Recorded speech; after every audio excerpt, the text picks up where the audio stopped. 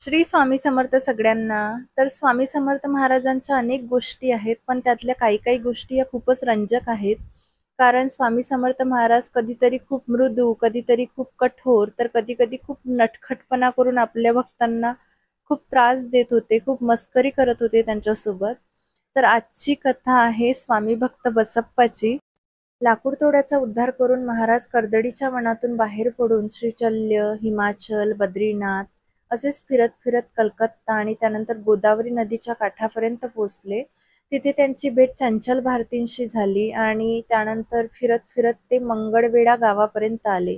तिथे आल्यानंतर ते कुठेही राहत, कुठेही झोपत अशी त्यांची अवस्था होती. मंगळवेढ्यामध्ये बसप्पा नावाचा एक माणूस राहत होता. तो एकदा रानात लाकडं जमा करण्यासाठी आलेला. तेव्हा त्याला स्वामी काट्यांवरती झोपलेले दिसले. स्वामींना बघताच त्याला अनुभूती झाली की हा काही साधारण मनुष्य नाहीये. हा कुणीतरी साक्षात्कारी महापुरुष असला पाहिजे, पण कोण असेल हा, कुठून आला असेल, असे बसप्पा मनातल्या मनात बडबडत होता. तेव्हा समोरून आवाज आला, आम्ही कुणीही असू, कुठूनही आलेलो असू, तुला कसले आलाय रे पंचायती. असे स्वामींचे शब्द ऐकताच बसप्पा एकदम घाबरून गेला आणि त्याने स्वामींना नमस्कार केला आणि तो तिथून निघून गेला. तेव्हापासून बसप्पा स्वामींची नित्य भक्ती करू लागला, अगदी निस्सीम भक्ती करू लागला. स्वामी जिथे जाईल तिथे तो जायचा, स्वामींची मनापासून खूप सेवा करायचा.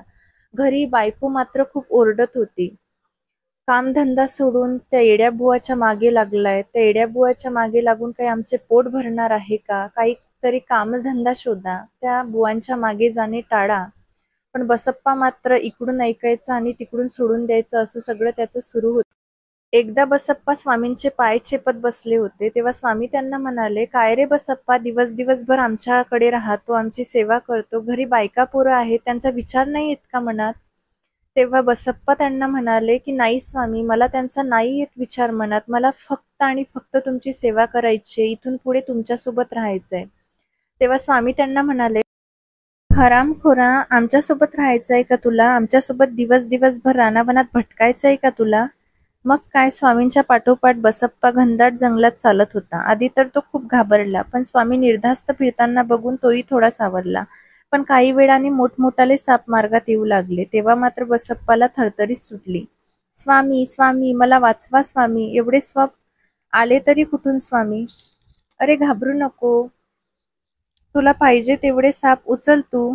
असे स्वामींचे विचित्र बोलणे ऐकून आधी तर बसप्पा घाबरून गेला, पण त्याचा स्वामींवर खूप विश्वास होता. त्या विश्वासावर खूप घाबरत घाबरत एक साप त्यांनी हाती घेतला. स्वामी म्हणाले, बस एकच का. बसप्पा घाबरत घाबरत साप हाती घेऊन, हो बस एकच, आता जा बघू घरी, असे स्वामींनी म्हणताच तो घाबरून घराकडे पडत सुटला. स्वामी खूप हसत होते आणि समाधानाने बसप्पाकडे पाहत होते. बसप्पा घरी पोहोचताच बायको म्हणाली, उगवलात का, त्या वेड्या बुवांनी बरं येऊ दिलं तुम्हाला घरी. त्या बुवांनी वाटोळं केलं माझं, घरात 18-20 दारिद्र्य आणि त्या बुवांची सेवा करायची आहे तुम्हाला. घरी बायका लेकरं उपाशी राहिली तरी चालेल तुम्हाला, पण त्याची मात्र सेवा करायची. अगं मी काय म्हणतोय, ऐक तरी जरा. स्वामींनी ही जोडी दिली, स्वामींचा प्रसाद आहे त्यात, उघड तरी ती आधी. बायकोनी ती जोडी घेतली आणि जमिनीवर जोरात आपटली. तो येडा साधू काय देणार आहे, काय आहे त्याच्याकडे देण्यासारखे. बसप्पा बायकोच्या वागण्याने नाराज होऊन झोडीजवळ गेला. झोडीत काहीतरी चमकत होते. उत्सुकतेपोटी त्यांनी ती झोडी उचलून बघितली तर आणलेल्या झोडीत सोन्याचा साप निघाला. बसप्पाने बायकोला सगळी हकीकत सांगितली तर तिला सुद्धा आश्चर्य वाटले आणि आपल्या वागण्याची तिला लाज वाटू लागली. त्यांचे दिवस स्वामींच्या कृपेने पालटले.